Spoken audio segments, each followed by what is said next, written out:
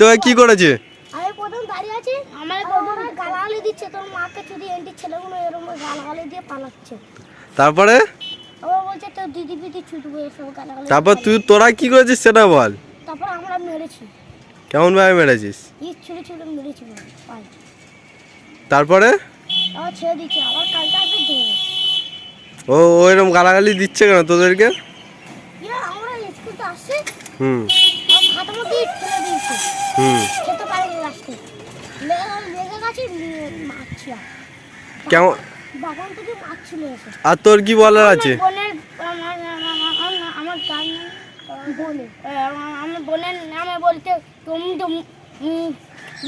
তোর বোনকে দুধবো, তুমি ওর মাকে তোরা বলতে পারিস না? ওই তো তুমি যেখানে দেখবে ঝিল আছে, পুরো সিধে যাবে, সিধে গিয়ে এদিকে ঢুকি যাবে। গিয়ে তারপর দেখবে খাল আছে, দেখবে তার পাশে দেখবে দুটো একটা ছেলে ঘর আছে, তার পাশে দেখবে একটা ঘর আছে, বলে দেবে হয়ে যাবে। আর তোর কিছু বলার আছে? আর সাইডে আয় বাবু, সাইডে আয়। তোর আর কিছু বলার আছে?